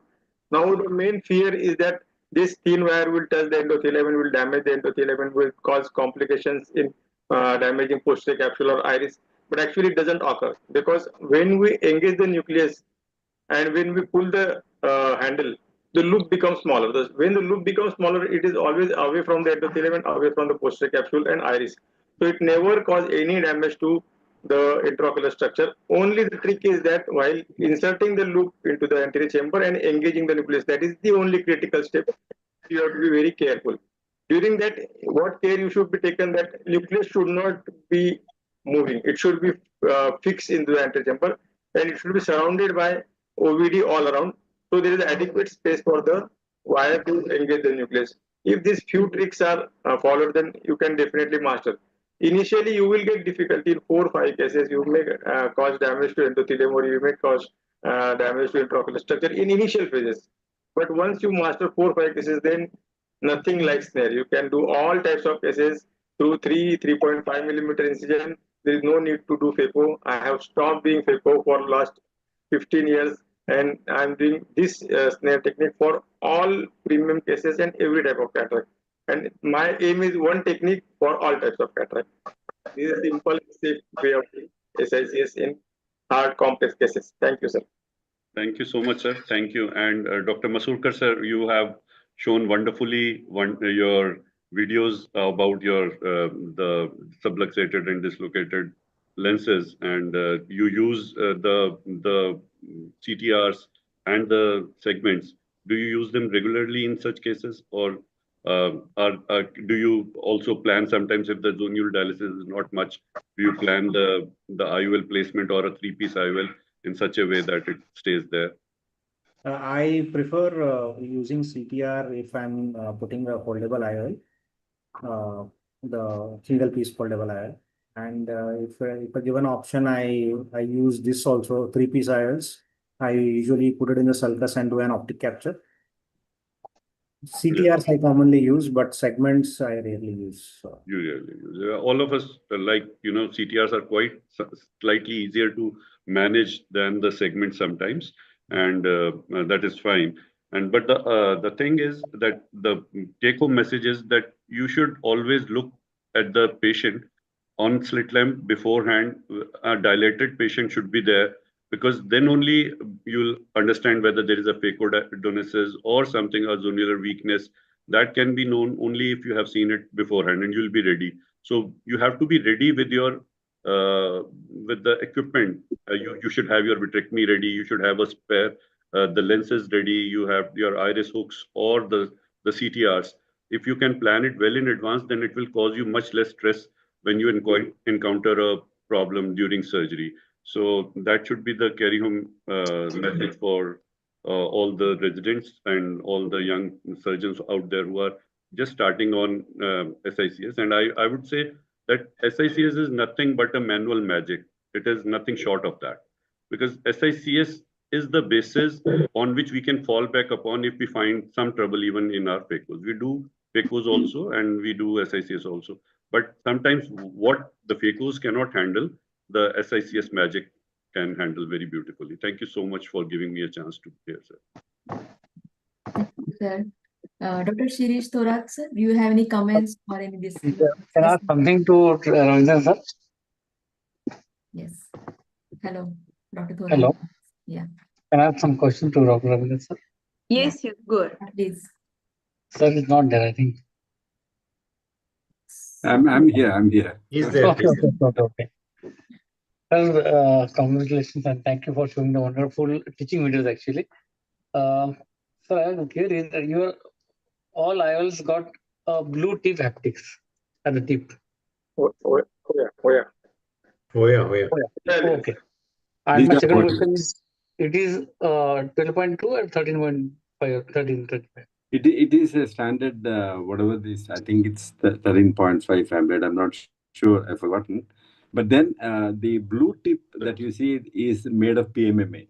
It's a marriage between PMMA and acrylic hydrophobic material. They take that peripheral ring of PMMA and central ring of this for various reasons. Can you hear me? It's just like a 3-piece IOL, I think. It's not a 3-piece lens. Single-piece lens, it can be. With the PMMA haptics. Injector system of Hoya is the best. You really enjoy. Yes. Nothing wrong will happen. I'm not praising anybody, but then nothing wrong will happen. That's the easiest, smoothest designing of the haptic. And this gets beautifully molded. It's a preloaded lens, and this has got blue thing. One small advantage, I don't know why they make it, the advantage is it's visible. In case it's not gone to the capsular bag, you can easily see the the tip of it. That's one small advantage. But that is made of PMMA, the blue zone of the haptic. Sir, main advantage that they say about this type of they have merged the silicon, the hydrophobic acrylic with the PMMA. It is the benefit is that the lens stays in its place because the PMMA part does not allow it to rotate more. So that is what they say, the Hoya people, that this is one that they did about it. And next, yes, you said rightly that it is visible, so it is more easily seen if it is in some place other than that. And it's not a three-piece. Yeah, it is not a three-piece. It is just it's manufactured as a single piece. They have fused they have fused the two parts. That's it. And it's a good and the injector is, as he has said, very, very nice. Even the newer ones like Vivinex, and they have a very nice injector system. The only disadvantage for SICS surgeon, like Dr. Ravindra used to say, he prefers putting the lens without folding. That is not possible with Hoya preloaded lenses. It has to come out through the injector. It has to come out through the injector, but that's a very good injector. You cannot go wrong. Very with smooth that. delivery. Yeah. Never ever with Hoya injectors you cannot go wrong with them. Yes. And sir, till what age you are doing primary vascular vitrectomy or only primary posterior vascular in congenital cataracts? Can you repeat that question, sir? In congenital cataracts, do you do only a primary posterior capsulotomy, or do you do a vitrectomy also every time? Vitrectomy has to be done in every case. Only primary posterior capsulotomy is a failure because the hyaloidal phase is attached to the posterior capsule, and the cells will migrate and cover the antehyaloidal surface. So we'll have to break that continuity. It has to be behind, and then it will come and stop at the posterior axis, and then center area will remain clear. So it has to be, vitrectomy has to be done to separate the anterivitreous from the hyaloidal phase and the anterivitreous from the capsule. I have a small request to Dr. Anil. Sir, you say simple all the time. It's simple in your hands, but then I've tried and I really enjoyed using that. But I've used all the snares that you sent me so kindly, and then my staff are refusing to prepare new ones. Whatever they prepare will not match the shape and the beauty of your snare. So one of the next session you can actually give a live demonstration under the microscope as to how to prepare a snare, in-house. I have got a video, sir. I can send you the video. You sent me, sir. I shared with my staff. They don't understand that. Okay, sir. I'll send you a few snares from my side, and actually I will send a snare to all the speakers and discussion from my side, sir. Thank you so much. And moderator also, sir. Moderator. Sir, please share the video also. Yes, you please share the video. Detail address, I will send you the snare, sir. All of you, sir. No problem. Thank you, sir. Thank you, and share the video also. But unfortunately, seeing the video, the staff are unable to create that beauty of. Sir, I think we should learn. We should learn rather than we should not give it to the staff. We should learn because we have. Actually, if you are not able to make 2 holes, now you can ask the surgical company to make just like a bimanual irrigation aspiration. You ask him to make 2 holes on the 18 gauge needle, but that is enough. That you take the 18 gauge needle with the 2 holes from the surgical company and then put a wire in that. It is very easy. If you are not able to make the holes in the you can ask the surgical company to make hole on the 18 gauge needle, oval holes, 2 side holes, and then you can thread the wire and you can prepare snare on your own. That will be a beautiful snare on your own only. Otherwise, I will send a video, sir, to all how to prepare the snare. It's very simple, sir. Thank you, sir. Then you send all addresses to me. I will send you the snare complimentary, sir. No problem. Thank you, sir. Thank you so much, sir. Any other questions to any of the speakers? Yes, May I sir. come in? Yeah. Yes, sir. I think this is the important observation. Dr. Boramani and all the experts of SICS are here. Basically, small incision cataract surgery. This small word is very important. And nowadays, like Dr. Sahu, they are reaching till 2 millimeter. But as Dr. Rajendra Madam has expressed in a nice way, that bigger incision was expected in hard nucleus. And that is justified, what she said in that particular type of cataract. Dr. Boramani, how would you match that small incision and Madam's advice? Two ends together. No, for beginner, the incision should be sufficient. And once you learn the astigmatism management, proportionate case, it can be a small or big. But generally, I used to take a U-shaped, very small incision, about 3.5 millimeters. Even in hard cataract. Yeah, that also I discarded because there is no need for so much of struggle.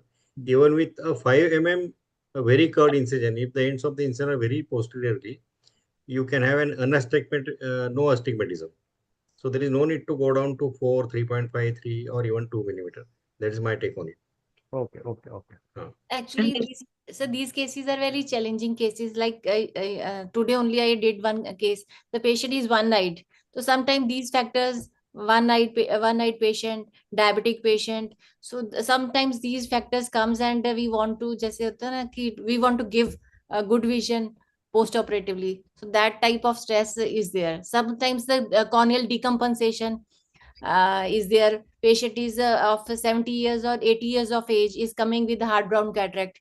So in such cases, I prefer to do a bigger incision, bigger tunnel, bigger axis.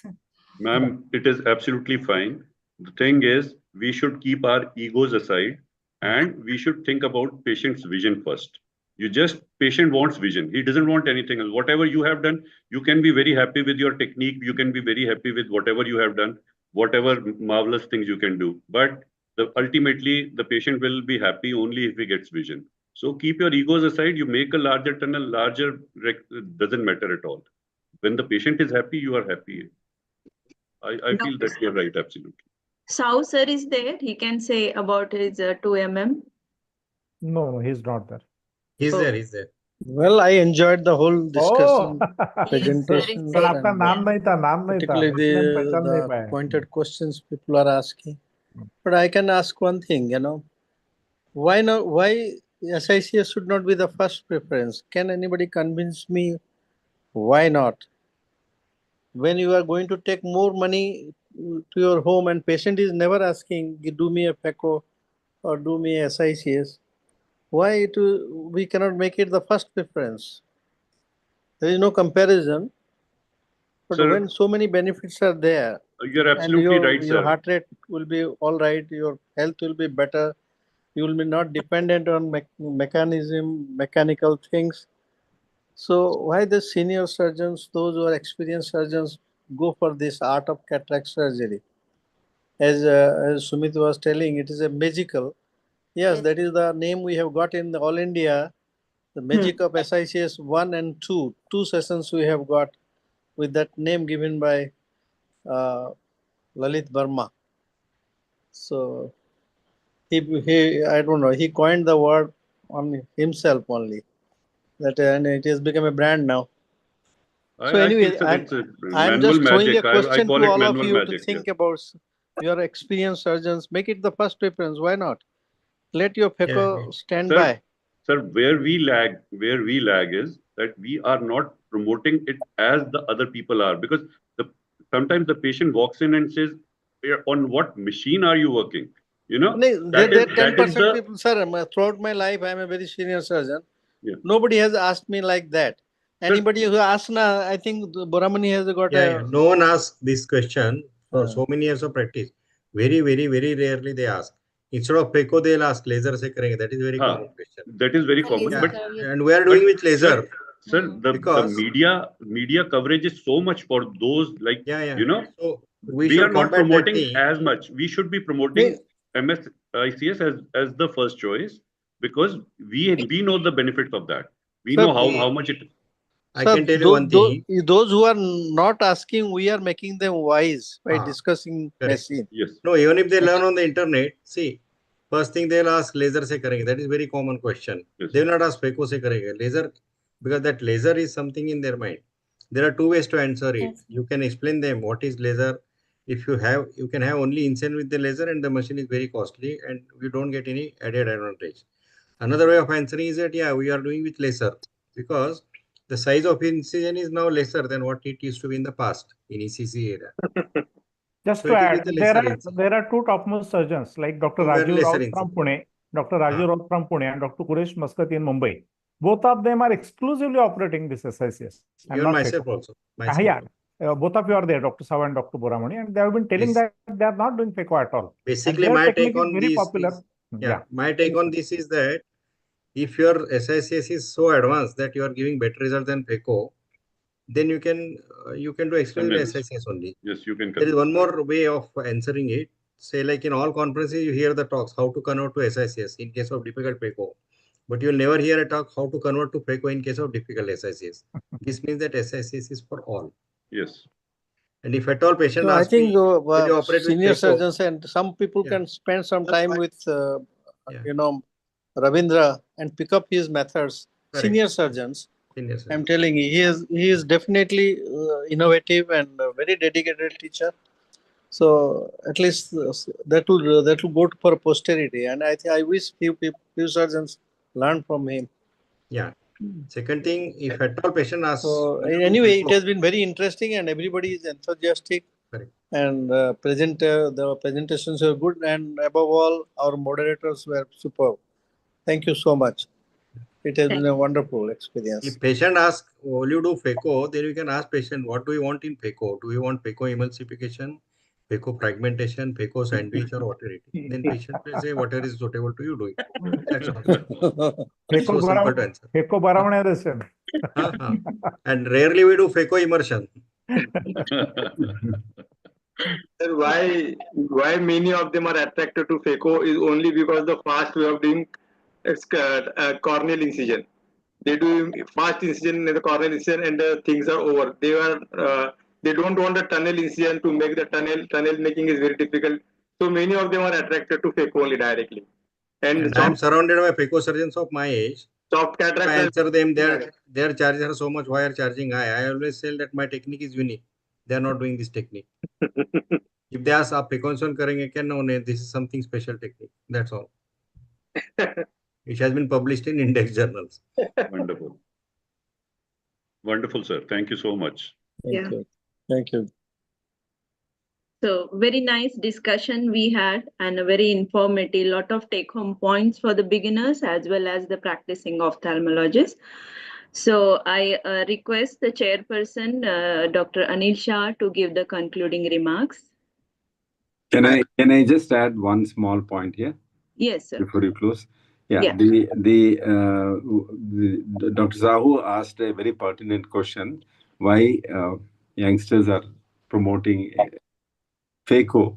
The answer is today's FECO machines are excellent, very good, excellent, no surge and no complications. Cornea is clear like what you get in SICS, and but you'll have to choose the cases.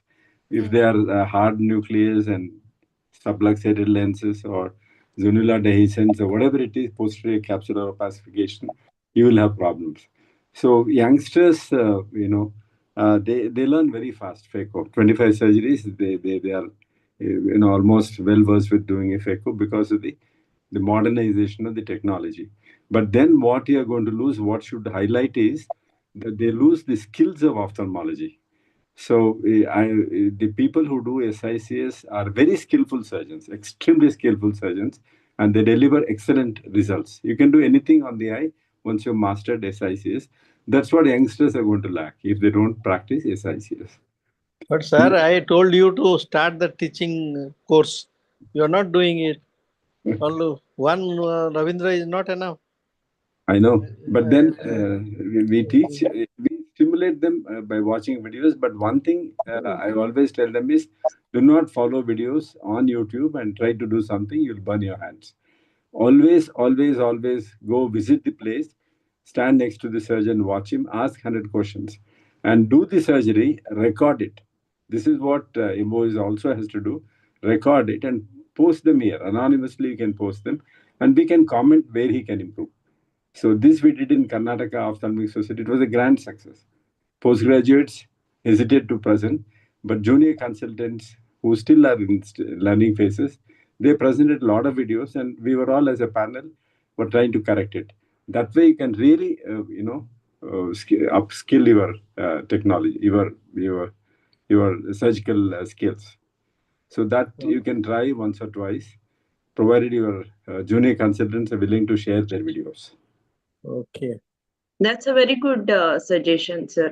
We should take up. Sure. Thank you. Good night to all of you. Good night, sir. Good night. Thank you, Dr. Sahu. Yeah.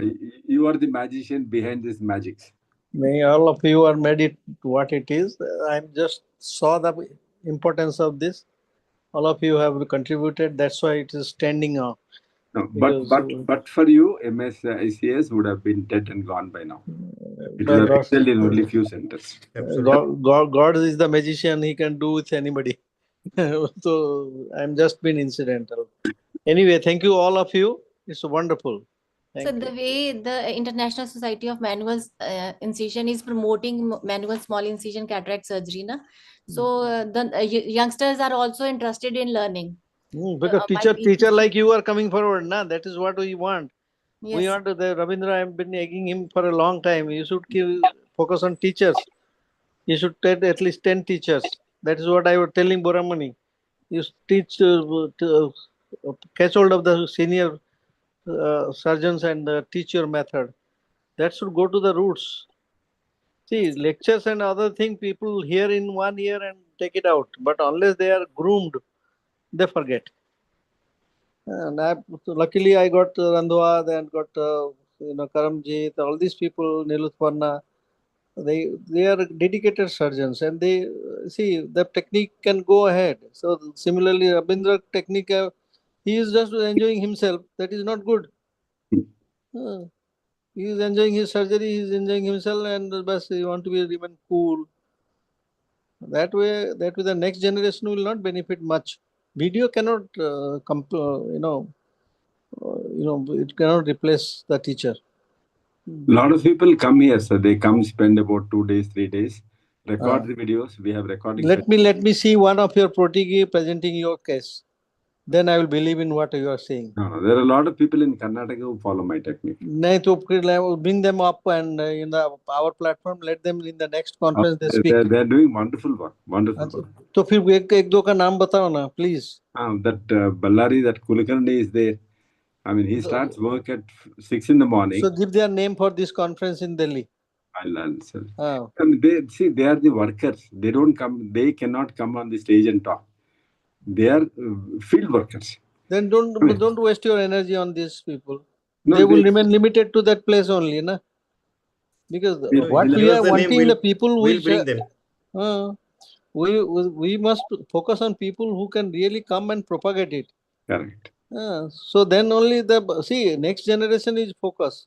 We have done what we have done, but how it will go down unless the teachers pick up and then their students are taught. The rural areas, it's extensively used. There is no other method. They come and thank me. We have a phacomission, sir, but all my surgeries are done by. There is a person, my fellow. Sir, I know you. You are very happy with this kind of things. You are not looking into a distant. Ravindra is not made in 1 day, na. तो रविंद्र को आगे लगने के लिए कुछ करना पड़ेगा mechanism. I say, sir, you are taking my name as an example, but everybody is a jump. So through you, I'm telling others. Buramani, I've been egging for him. Start their teaching courses. वो थोड़ा time लेता है, ठीक है. He has got many other things to do. So, but I'm after him. So one of you can create a forum. So now YouTube, what do you call that? You hold it like this at 1 minute, 2 minute videos are very, very popular. Reels. Reels. Yeah. So you can create a central pool of that a website or whatever it is. I do not know the intricacies, but all of us can keep posting there. Small. We have a website of manual small incision cataract surgery. Website, I don't know what is the visitor strength of website. How many people visit? We can close this and then talk. I think it's still active. Okay. Yeah, it's a wonderful discussion and interactions. If you do that, I can post 2 tips every day. Oh, very good. Then where to post it, I do not know. I think Jagannath, you can see in our website we can have. Yeah. Yes, sir. No, we have a YouTube channel, but we will see how the reels will be on the Facebook. We can have our Facebook channel where you can post these reels. That It will can be done on YouTube also, sir. It can be done on YouTube also. YouTube Short. also. Achha, YouTube shorts are there. We can send the videos on website, our website, manual small incision cataract surgery, so that who is interested in manual small incision, they can go to the website and see all those videos. Yeah. Sumit seems to be a very powerful thing. Why don't you learn 2 millimeters, Sumit? Sir, I would love to learn it from you, sir. Because I see you will have I visualize an international presence. So if you learn 2 millimeter or even Boramuni's method and Ravindra's method, you have got a strong personality, strong presence, and it would be wonderful. Thank you so much. So you can have a workshop in your place. We will come down and teach you. Definitely, sir. Definitely, I'll plan it. That will be wonderful. So because nice, see, people who have a presence, stage presence, and confidence and experience. If you teach one person, he can 10 people. So that would be wonderful. Sir, I start teaching my residents only SICS. That's it. Same I start with SICS. I make them perfect in SICS. Then I say that go learn whatever you want to learn. You make a sort of workshop there. Okay. We will make it there, and maybe Ravindra, you don't bunk, please. Because Ravindra has a nice way of avoiding things. But we will drag करके लाएंगे, and few things once you pick up, once you see these techniques and do one case, you have done all the cases. Even this Randhwa, Rajendra, and they picked up immediately. And they've been doing regularly. Anyway, I'm hopeful after listening to all these bright people. Let's see. So Sumit, I'm looking forward to you learning. Okay? Thank you, sir. Thank you, sir. And I'll make sure that we'll get a workshop. Yeah, because we need people like you in our platform. Thank you, sir. Okay. Right, sir. Thank you. Thank you. Thank you so much for inviting me. Thank you. So Chairperson, sir, yeah, Dr. Shravan, you want to say something? No, I said nothing. Okay. Sir, concluding remarks followed by vote of thanks by Dr. Kimia. Thank you very much, all of you, for the speakers' discussion, for making this webinar a wonderful episode. Actually, episode 18 and episode 19 are the 2 series in which we have completed all the complex cataract cases, and I think almost all the complicated cataract cases has been covered by various types of SICS technique, and hardly any technique is remaining. I am thankful to all of you once again. Hope to see you at the next webinar, which will be a PECO converted to SICS. That is our next webinar. Thank you all. Thank you, sir. Good night. Thank you. So concluding remarks by Dr. Marathe, sir. I think as chairman of Maharashtra chapter, I am very much proud about today's webinar, where Dr. Sahu sir and Dr. Boramani sir, they have given their inputs. And stalwarts, all the speakers, chairpersons, and discussants, they have given their input to benefit all the participants, all the delegates. And it was a wonderful webinar today. And I think this series has been very prominently heard and seen across the country and across the world. I am very thankful to our Maharashtra chapter, specifically Dr. Anil Shah as president. Yeah. And we are taking. Yes, sir, please. Anil Shah, I really appreciate his consistency. Yes. Thank you, sir. Thank you. And definitely we will try to take this SICS movement forward by all possible ways, like various conferences, zonal, regional conferences, webinars, and all programs.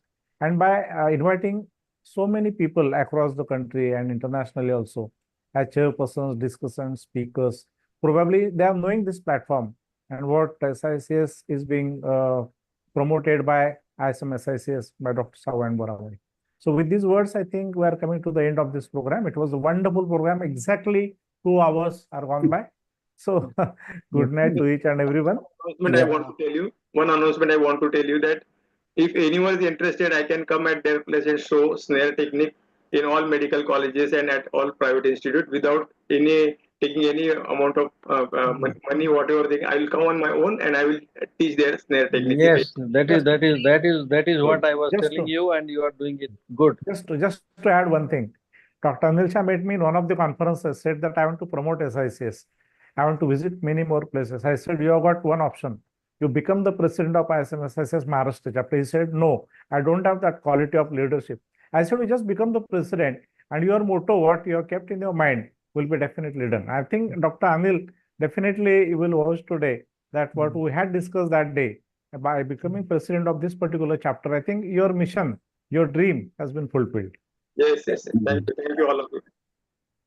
Anil and Marathi, you can tell the Rajasthan chapter to start similar kind of things, so that in that region also it becomes popular.